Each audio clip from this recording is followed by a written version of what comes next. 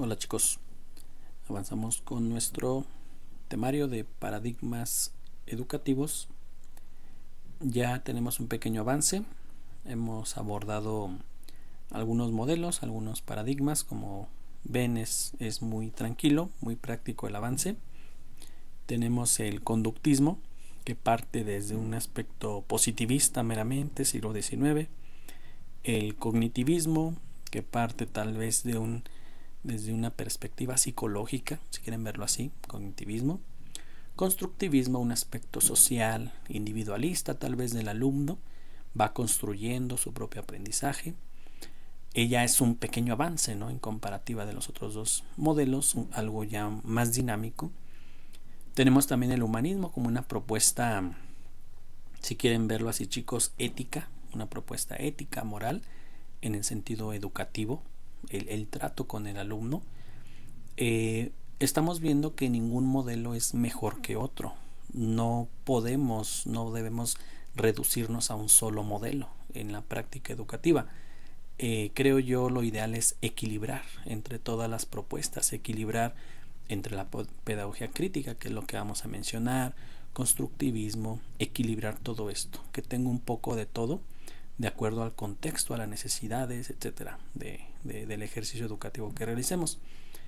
En este caso vamos a hablar de las pedagogías críticas, que van más encaminadas, chicos, a lo político, a la crítica política. Vamos a ver de qué se trata.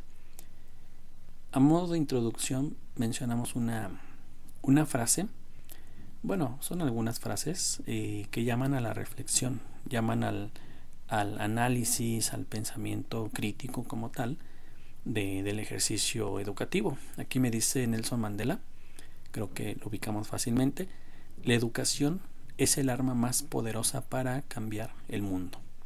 Esto viéndolo desde un parámetro de una primera y una segunda guerra mundial, que hace Nelson Mandela. Dice: no hace falta tanta violencia, ni tanta sangre derramada, ni bombas que destruyan mucho. La educación es más poderosa para hacer cambios en lo que buscamos como países. Sí, una frase creo que lo define muy bien. También José Martí, filósofo y pensador político cubano, dice: solamente un pueblo culto puede ser verdaderamente libre. Lo define muy claro. Incluso la palabra culto la podemos sustituir por educado, y de ahí creo que encaja perfectamente. Solamente un pueblo que tiene educación es libre, no hay otra forma. Y ahí definimos muchas cosas, ¿no? Entendemos muchas cosas en la actualidad. Otra reflexión de un personaje creo que un poco más conocido para nosotros, Francisco Villa. Una reflexión me dice, bueno, aquí la redacto, me dice: la incultura es una de las desgracias más grandes de mi raza. La educación de los hijos de mi raza es algo que, ojo, no debe pasar inadvertido para los gobernantes y para los ciudadanos. O sea, es un llamado a todo, ¿no? La ignorancia, bueno, él la nombra incultura.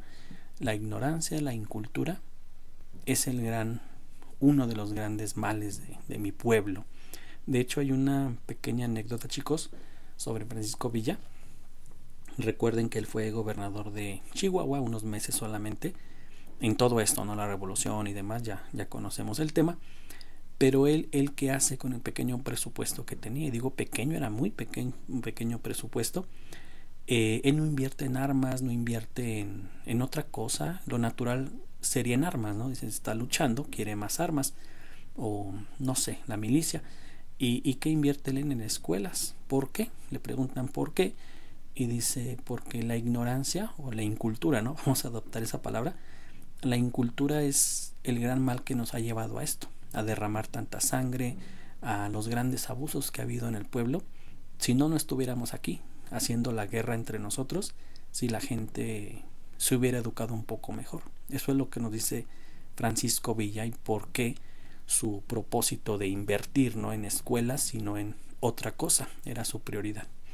Pero bueno, pasando ya a otra cosa, en cuanto a las pedagogías críticas, me dice aquí: toda la sociedad de chicos se han preocupado por educar a sus miembros, a su gente, a su pueblo, y lo han hecho de maneras distintas a lo largo del tiempo. La educación formal fue reservada solamente para algunos cuantos. Esto obviamente hablando de tiempo ya atrás, ¿no? También me dice aquí la idea de que la educación es un derecho y que los gobiernos deben de garantizar su acceso sin importar el origen, raza, estatus social, género, etcétera, es reciente, es de reciente aparición.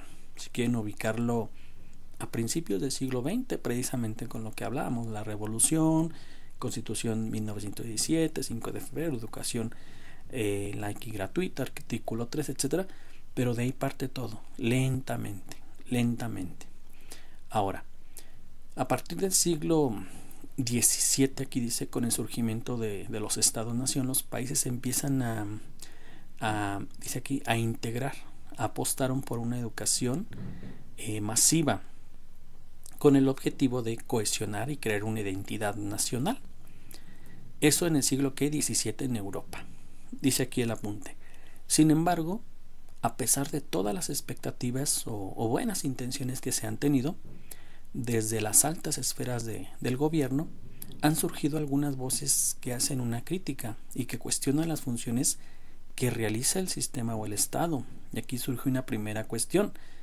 ¿La educación pública es libertaria, es crítica, es autónoma o es una educación que adoctrina? Esa es la primera cuestión, ¿no? Estamos hablando del Estado mexicano, sin ir más allá. Otra cuestión aquí me dice, ¿todas las personas tienen acceso a la educación? Es una pregunta muy abierta, creo yo. ¿Se generan las mismas condiciones en los estudiantes, en un estudiante tal vez del norte del país a un estudiante del sur del país, un estudiante de una zona metropolitana, no sé, Ciudad de México, o en una zona un poco más aislada, en otro lugar? Esa es la pregunta. ¿La educación permite la movilidad de la estructura social? También es otra pregunta que igual les invito a reflexionar. Movilidad de la estructura social en cuanto a la escala, ricos, pobres, clase media. ¿Se puede ir subiendo o mejorando esa condición a través de la educación? Es una pregunta que se abre, ¿no? Es una pregunta que adopta la pedagogía crítica desde un sentido, como notan, meramente político. Ahora aquí me dice el apunte. El docente siempre debe tener en cuenta el contexto de los alumnos. Dice aquí sobre lo siguiente. Primer paso, primer punto, los procesos culturales que ellos viven. Los espacios escolares no son homogéneos, es decir, se caracterizan por la diversidad social, cultural, política, religiosa, de identidad, en un aula solamente. Ese es el primer punto que se debe de rescatar, donde el docente tiene esa perspectiva de multiculturalidad en ese aspecto, ¿no? También los procesos políticos, me dice aquí, permea un aspecto de poder y control en el proceder educativo, sobre todo en los ámbitos públicos, ¿vale? Donde, insisto sobre esa primera cuestión, el adoctrinamiento en ocasiones es muy marcado por un sistema político y lo vemos cada cambio de sistema, cada cambio de gobierno en todos los niveles, municipal, estatal, federal, tratan de dejar su huella y tratan también de, vamos a ubicar la palabra, estructurar el sistema educativo a conveniencia. Eso es un sistema de poder, ¿no? Que la pedagogía crítica debe de analizar y sobre todo incentivar al alumno a tener conciencia sobre ello. Siempre tener conciencia sobre los conocimientos impartidos. También el proceso económico, dice aquí, se corre el riesgo de adaptar la educación y las necesidades económicas de dichos sectores. Pongo un ejemplo rápidamente. Procesos económicos. El proceso económico, chicos, va muy ligado al sector donde se imparte la educación. Pongo un ejemplo de primera mano. Vamos a poner ejemplo Guanajuato, ¿vale? Guanajuato. ¿Qué pasa en Guanajuato? En Guanajuato la educación está muy ligada al ámbito productivo. lo que viene a ser arte, ciencias, no sé, humanidades, bueno, más que ciencias, humanidades, han sido un poco relegadas y se ha dado más prioridad a los bachilleratos, por ejemplo, tecnológicos, donde ya salen con una carrera técnica, con una carrera meramente industrial, eh, centros educativos tecnológicos a más no poder.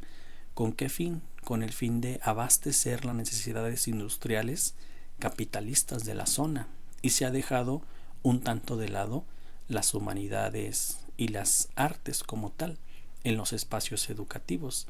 Eso se nota mucho en la oferta. También hay que ver esa parte del por qué ese lado artístico, cultural, etcétera, ha sido relegado para dar favor a las opciones que se les da a los alumnos nada más, opciones tecnológicas y meramente productivas, donde un bachillerato ya te encamina meramente a la industria. Eso ahí vemos un cambio, un modelo sumamente adaptable a las necesidades de la industria. Bien, por parte obviamente de los gobernantes de los sistemas educativos para satisfacer pues dichas demandas, ¿no? De mano de obra, etcétera, etcétera. Pero ahí vemos al final un sistema de poder, el cual se impone como tal. No hay muchas opciones, ¿no? Para los jóvenes estudiar otra cosa que no sea algo meramente industrial. Pero bueno, aquí me dice también, regresando un poquito, chicos, las pedagogías críticas. Dice aquí, para las pedagogías críticas el aula es un espacio de dominación, sobre todo en el ámbito público, pero a su vez, ojo, es un espacio de liberación. Tiene una doble función, un espacio de dominio, si el docente lo quiere manejar de esa manera, incluso incentivar, ojo, pero un espacio también de liberación, donde el docente, aquí me dice el apunte, juega un papel crucial. Y eso pues ya llama a la reflexión de cada uno de nosotros. ¿De qué lado queremos jugar? ¿De un espacio donde el docente incentive la crítica, la liberación, conocimiento, etcétera, o un espacio donde siga la línea marcada, tal vez de poder, ¿no? Bueno, coma, sigue el apunte, un lugar donde el sujeto adquiere poder, ¿para qué? Para transformar, ojo, transformar su realidad política, económica, social, cultural, etcétera, ¿vale? Eso me dice aquí, el docente juega un papel que crucial. Ojo con ese señalamiento. Me dice aquí, aprendizaje relevante. El que enseña debe reconocerse como aprendiz, es decir, el docente, y construir a partir de qué? Del contexto y aprendizajes previos del alumno.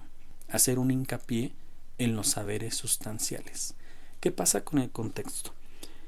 El contexto, chicos, en ocasiones al formular una currícula para, no sé, secundario, primario, etcétera, se formula desde una perspectiva alejada a la realidad. De ahí el docente tiene que buscar los medios, aterrizar ese aprendizaje o esos conocimientos que se transmiten desde un contexto del alumno, porque a veces la currícula se forma en ambientes, insisto, muy alejados de la realidad, desde una perspectiva muy favorable económicamente, desde círculos incluso extranjeros, europeos, norteamericanos, pero no rescatan la realidad que algunos alumnos viven. Bien, eso es bien importante que el docente tenga en cuenta. El ejercicio educativo debe crear ¿qué?